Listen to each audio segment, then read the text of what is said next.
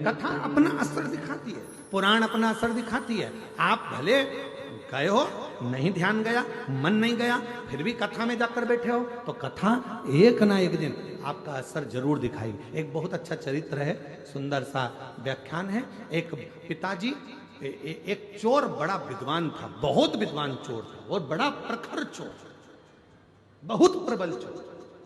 उसका एक लड़का था और चोर भी बड़ा दमदार चोर था, क्वालिटीवान चोर। और उसका एक लड़का था।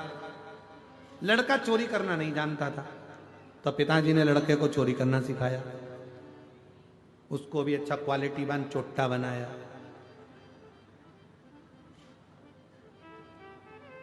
वीआईपी चोर, एकदम जोरदार चोट्टा, अच्छा बना।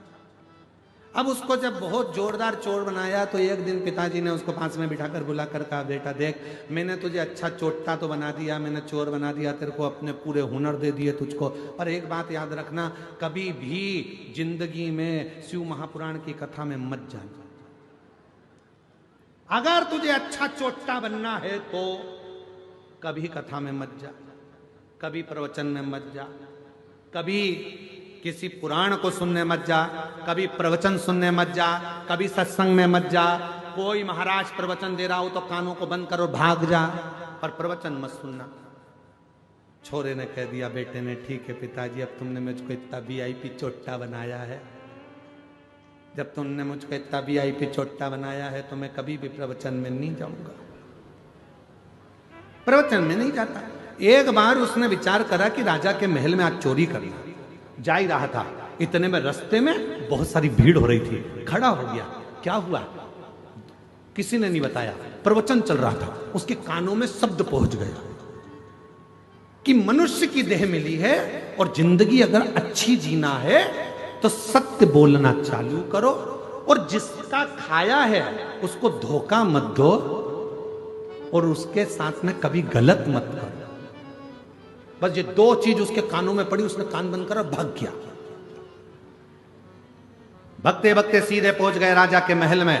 चोरी करने के लिए जा रहा था। उसने मन में सोचा, पिताजी के अनुसार तो मैं अच्छा चोट्टा बन गया, पर महाराज प्रवचन दे रहा था इतना बड़ा, एक बार उसकी भी सुन के देखते हैं जरा। और जैसे ही दरवाजे पर पहुंचा, आज कहा महाराज की वचन याद करके जाता हूं, देखता हूं कैसे होता है। तो अंदर गया, दरवाजे के द्वारपालों ने रोक दिया, कौन हो तुम? उसने मन में सोचा कि वो महाराज जी बोल रहा था, हमें सत्य बोलो, उसने भी कह दिया। जैसे ही द्वारपालों ने रोका, कौन हो तुम? चोर हूं। क्या करने जा रहे हो? चोरी। दरवाजे पे खड़े हुए द्वारपालों को लगा यहां काम करता होगा, बेचारे को अपन ने रोक दिया, उसके हृदय में हाथ हो गई, इसलिए चिल्ला के दौड़ रहा है, अपने आप को चोर कह रहा है, चोरी करने। जा अंदर जा, जा चले जा, जा। वो अंदर चले गया। उसने मन में सोचा, मैंने बोला मैं चोट्टा हूं, मैं कह रहा हूं कि चोरी कर रहा हूं, तो भी मुझे अंदर जाने दिया। अंदर पहुंच गए। अंदर जाके उसने बहुत सारा धन देखा, झोले में भर लिया, थैले में भरा, बैग में भरा, चला। भूख लगी, इसने सोचा पास में रसोई घर है, जरा देख लूं। रसोई घर में गया, अच्छा अच्छा खाने को मिल गया, खा गया। खाने के बाद झोला उठाने वाला था, इतनी देर में याद आया कि वो महाराज प्रवचन में कह रहा था, जिसका खाओ उसको धोखा मत दो, जिसका खाओ उसके साथ कभी गलत मत करो। और मैं तो गलत नहीं करूंगा, आज तुम्हें रख के ही जाऊंगा। भरा हुआ सोने का झोला वहीं रख दिया, जाने लगा। जैसे दरवाजे पर पहुंचा तो द्वारपालों ने रोक लिया, क्यों रे चोटे, तू तो चोरी करने गया था, माल नहीं लाया?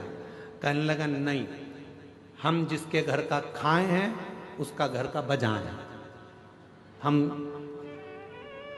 चोरी कर तो लिए थे पर हम उसके घर का खा लिए, इसलिए हम उसके साथ धोखा नहीं कर सकते। इतनी देर में रसोई घर में कोई गया, भरा हुआ झोला देखा, चिल्ला दिया, चोर आया है, चोर आया है, चोर आया है। इसको पकड़ लिया। पकड़ने के बाद राजा के सामने ले जाकर खड़ा कर दिया, महाराज इसने चोरी करी है। महाराज ने पूछा, आपने चोरी करी है? हाँ महाराज। कहां से आए? सामने वाले गेट से। द्वारपालों ने नहीं रोका, पूछा था तुम कौन हो, हमने कहा चोर।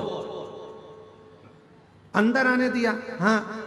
तुमने कहा था चोरी करने आए हो, हाँ हम बोले थे हम चोरी करने आए। अच्छा, तो तुम ये बैग भरकर पैसा ले जा रहे थे, सोना चांदी ले जा रहे थे, लेके क्यों नहीं गए?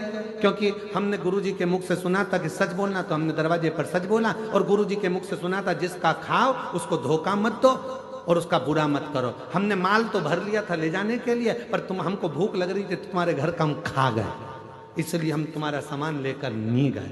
राजा को बड़ा आनंद आया। राजा ने मन में सोचा ऐसा व्यक्ति सच बोलने वाला दुनिया में नहीं मिलेगा।